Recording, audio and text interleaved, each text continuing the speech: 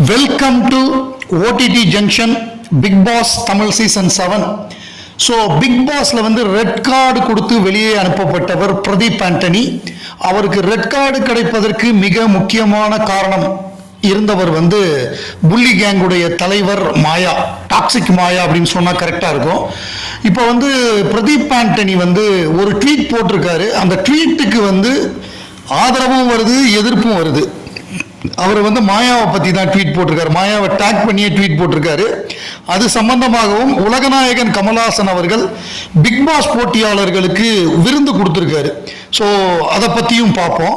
முதல்ல வந்து இந்த பிரதீப் ஆண்டனி என்ன ட்வீட் போட்டிருக்காரு அப்படிங்கிறத பார்ப்போம். ஹாய் மாயா கிருஷ்ணன், அதாவது மாயா கிருஷ்ணன் டேக் பண்ணியிருக்காரு. லைஃப்லாம் எப்படி போகுது, நீ நல்லா இருப்பேன்னு தெரியும். Just wanted to say that the cost of my friendship is 50 lakhs. நான் அவ்வளோலாம் ஒர்த்து இல்லைன்னு நீ நினைச்ச. I understand. It was nice playing with you. Checkmate. அண்ணன் தாண்டி ராக் ஸ்டார் அப்படின்னு போட்டிருக்காரு. அதாவது செக்மேட்னு போட்டிருக்காரு. செஸ்ல வந்து செக்மேட் வச்சா இந்த பக்கம் அந்த பக்கம் நகர முடியாது. அந்த மாதிரி இவர் எதை மீன் பண்றாரு அப்படின்னா, அதாவது இந்த ரேங்கிங் டாஸ்க் வச்சாங்க, ஞாபகம் இருக்கும்னு நினைக்கிறேன் உங்களுக்கு. இந்த தடவை ஒரு ரேங்கிங் டாஸ்க் தான் நடந்தது. அந்த ரேங்கிங் டாஸ்க்ல வந்து அதாவது மாயா எப்படின்னா, ஒன்று அவங்க பக்கம் இழுப்பாங்க ஆட்களை, அப்படி ஒத்து வராதவனை எதை வெளியில அனுப்பணும்னு பார்ப்பாங்க. எதுவுமே பண்ண முடியல, இவனை மடக்கவே முடியல. என்ன சொன்னாலும் அதுக்கு பதிலடி கொடுக்குறான், பெட்டரா யோசிக்கிறான், இவனை என்னடா பண்ணலான்னு பார்த்தாங்க. அப்ப என்ன சொன்னாங்கன்னா, நான் ஜெயிச்சுட்டு உனக்கு 50 லட்சத்தை கொடுத்துட்றேன், என்ன இடத்துல நிக்க வையினாங்க. அந்த இடத்துல தான் பிரதீப் ஆண்டனியோடைய தோல்வி ஆரம்பமானது. அங்க மட்டும் அவர் இல்ல, நானே நினைக்கிறேன், நானே விளையாண்டு நானே ஜெயிச்சு எடுத்துக்கிறேன், எனக்கு நீங்க எல்லாம் ஒன்றும் ஜெயிச்சு வாங்கி கொடுக்க வேண்டாம். அதாவது எப்படின்னா, அண்ணன் தங்கச்சி அப்படின்னு அண்ணன்னு சொல்லி அவனை வந்து எமோஷனலா அவனை காலி பண்ணி மேனிப்புலேட் பண்ணி அவன் சரி நம்ம தங்கச்சி கேட்குதுன்னு அவனும் விட்டுட்டான், நீ நின்னுக்கான்னு விட்டுட்டான். அதுக்கப்புறம் தான் அந்த இது கூல் சுரேஷோடைய பிரச்சனை, அவங்க அம்மாவை பத்தி தப்பா பேசிட்டாருன்னு சொல்லி அவனுக்கு வந்து ரெட் கார்டு மொத்தமா சேர்ந்து எல்லாம் கரும்புள்ளி செம்புள்ளி குத்தி கழுதையில உட்கார வச்சு ரெட் கார்டு கொடுத்து அனுப்பிச்சு விட்டாங்க, உமன் சேஃப்டி அப்படின்னு சொல்லி. ஸோ இது நடந்தது. இதுக்கு தான் இவர் இந்த ட்வீட்டை போட்டிருக்காரு, இந்த செக்மேட் அப்படின்னு. ஏன்னா இது 50 லட்சத்தை நான் தரேன்னு சொன்னிச்சுல, இப்ப இதால ஜெயிக்க முடியல. இல்ல 50 லட்சம் ஜெயிச்சது வந்து அர்ச்சனா தானே, அதுவும் ஒண்ணுமே வெறுங்கையோட தானே போச்சு, 3வது இடம் தானே போச்சு. இதுக்கு ஆதரவாகவும் எதிர்ப்பாகவும் பதில்கள் வந்திருக்கு இந்த ட்வீட்டுக்கு. அதாவது பைக்ல போகும்போது எப்பயாவது தெரியாம ஒரு நாய் மேல ஏத்திருப்போம், நாம அதை மறந்தாலும் அந்த நாய் மறக்காது, நம்மளை எப்ப பார்த்தாலும் குறைச்சிக்கிட்டே இருக்கும். அதே மனநிலை தான் இவனுக்கும் அப்படிங்கிற மாதிரி ஒருத்தர் போட்டிருக்காரு. அப்புறம் ப்ளீஸ் க்ளோஸ் த டோர் அப்படின்னு ஒருத்தர் போட்டிருக்காரு. இன்னொருத்தர் வந்து can someone post the clip where he sabotaged himself with his filthy mouth during a red card episode. I like how this bathroom boy acting like he is innocent and did not talk anything bad the whole season. Your fans might be dumbasses like you but we are not அப்படின்னு ஒருத்தர் எதிர்த்து போட்டிருக்காரு. செக்மேட்டா, you have irrelevant, hugely egoistical, mildly talented. நீ வந்து egoist, உனக்கு கொஞ்சம் திறமை இருக்கு, மற்றபடி நீ ஒன்றும் இல்லை அப்படின்னு. அப்போ இந்த மாதிரி நிறைய எதிர்ப்பு ஆதரவு மாற்றி மாற்றி வருதுன்னு வைங்களேன். அதாவது நீ டேரக்டர்னு சொன்ன படத்தை பற்றின ஏதாவது அறிவிப்பு வந்தால் நல்லா இருக்கும், நீ என்ன அதை விட்டுட்டு இதை பண்ணிட்டு இருக்கேன்னு சில பேர் சொல்கிறாங்க. அப்புறம் பேடாஸ் அப்படிங்கிறவர், இவர் வந்து ஒரு யூடியூப் சேனல் வச்சிருக்காரு, bad boss. If you think that this tweet is for the 50 lakhs, you are wrong. Knowing her, she will be like, இவன் யாரு, இதுல இவனோட ஃப்ரெண்ட்ஷிப் வேணுமா? But she cannot say that out because she would rather want this issue rather than the issue to go away, because the more get digged she will be in trouble. This is a dialogue in Tamil.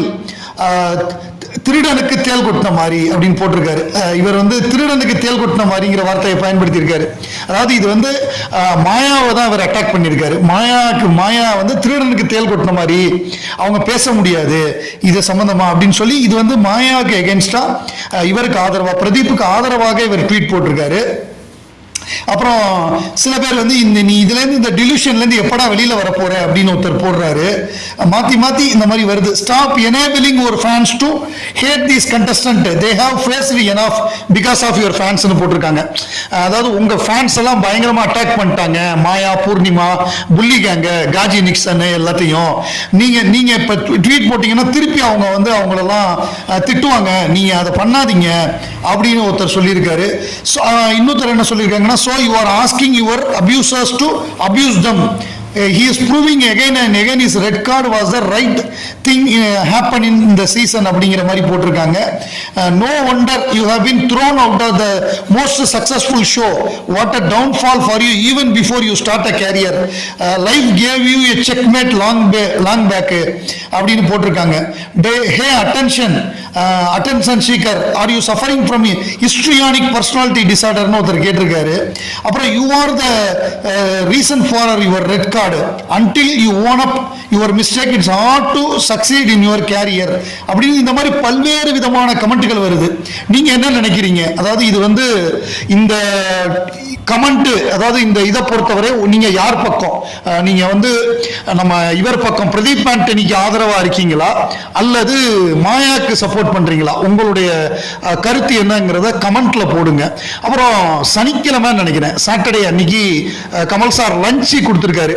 பெரிய ஒரு ஏகப்பட்ட menu, முரட்டு சாப்பாடு, ஆண்டவர் விருந்து அது கொடுத்துருக்காரு எல்லா கண்டஸ்டன்ட்டுக்கும். இவங்க உள்ள இருந்தவங்களுக்கு அன்னைக்கு கொடுத்துருக்க மாட்டாருன்னு நினைக்கிறேன். ஏன்னா உள்ள இருந்தவங்க வெளியில வர முடியாதுல்ல. இவிபிலேயே சரவண விக்ரம், இவங்க ஜோவிகா, அந்த மாதிரி ஆட்கள்லாம் சாப்பிட்டு இருக்காங்க.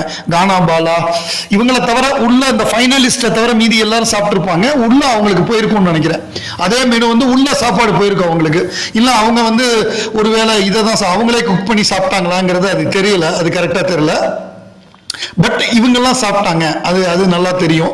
அந்த மெனுவும் போட்டிருக்காங்க. ஸோ அந்த மாதிரி அது நடந்து முடிஞ்சிருக்கு. அப்புறம் விஷ்ணு வந்ததுக்கு அப்புறம் அவருக்கு வரவேற்பு கொடுக்கப்பட்டிருக்கு. அவருக்கு பாசிட்டிவா நிறைய பேர் போட்டிருக்காங்க, ஸ்டோரி எல்லாம் போட்டிருக்காங்க. அவரை வரவேற்று கேக் எல்லாம் வெட்டி அவரோட பிக்சர்ஸ் அதெல்லாம் வந்திருக்கு. அதெல்லாம் நல்லா இருக்கு பார்க்கறதுக்கு. அவர் புலம்புனது அதெல்லாம் வேற போட்டிருக்காங்க. நைட்டு 12 மணிக்கு மேலதான் நிறைய புலம்புவான். அதுவும் சொன்னதை மறக்கவே முடியாது. இவங்க வந்து 50 லட்சத்தை தூக்கி கொடுத்துருவாங்கண்ணா. என்ன உருட்டுறாங்கடா. இவங்கள்ட்ட வந்து வெளியில போயிட்டு நம்ம ஒரு 1000 ரூபா கொடுங்க, அவசரமா கொடுங்கன்னு கேட்டோம்னா, அப்படியா இந்த திருப்பி கூப்பிடுறேன்னு போனை வைப்பானுங்க, திருப்பி எடுக்கவே மாட்டாங்க அப்படின்னு விஷ்ணு சொன்னதெல்லாம் சூப்பரா இருந்தது. அப்புறம் இந்த எண்ணம் போல் வாழ்க்கை அப்படின்னு அவர் சொன்னது. அப்புறம் அவர் டிடிஎஃப்ல ஜெயிச்சது வந்து லக்ல ஜெயிச்சாரா இதுவா ஜெயிச்சாரான்னு கேட்கறாங்க. இல்ல அவன் திறமையில தான் ஜெயிச்சான், இதை லக்கெல்லாம் ஒண்ணும் கிடையாது அப்படின்னு ஒண்ணு. டைட்டில் யார் ஜெயிப்பா அப்படின்னு ஒண்ணு, அர்ச்சனா, தினேஷ் அல்லது விஷ்ணு 3 பேர்ல ஒருத்தர் ஜெயிப்பாரு அப்படின்னு கமெண்ட் பண்றாங்க. அந்த யூடியூப் சேனல் எல்லாம் போய் பேட்டி எடுப்பாங்கல்ல, அதுல வந்து எல்லாருமே அர்ச்சனா, விஷ்ணு ஃபேனா இருந்தா கூட அர்ச்சனா டைட்டில் ஜெயிப்பாங்க, அர்ச்சனா இல்லைன்னா விஷ்ணு, இல்லைன்னா தினேஷ் அப்படிங்கிற மாதிரி பதில்கள் தான் வந்துகிட்டு இருக்கு. இதுல வந்து முதல் ஆரம்பத்துல நல்ல பேர் வாங்கின விசித்ரா டோட்டல் டேமேஜ் ஆயிட்டாங்க, டோட்டலா பேரை கெடுத்துக்கிட்டாங்க. அதுவும் ஃபைனல்லாம் அவங்க மூஞ்சி காமிச்சது, டைட்டில் ஜெயிச்சதுக்கு அப்புறம் இங்க பாருங்களேன், இதுல இருந்து தெரிஞ்சுக்கலாம். அர்ச்சனா டைட்டில் ஜெயிச்சதுக்கு விஷ்ணு வாழ்த்து போட்டிருக்காரு. விஷ்ணு வந்து அதெல்லாம் ஷேர் பண்ணியிருக்காரு. மணி கேட்கவே வேண்டாம், தங்கமான பையன். ஸோ இவங்கெல்லாம் இது பண்ணியிருக்காங்க, அதெல்லாம் ஷேர் பண்றாங்க. பட் வேற யாருமே இது பண்ணல. ஸோ இதுல இருந்து நம்ம தெரிஞ்சுக்கலாம் இவங்களோட உண்மையான எண்ணம் என்ன, எவ்வளவு வன்மத்தோட அலையிறானுங்க அப்படிங்கிறத.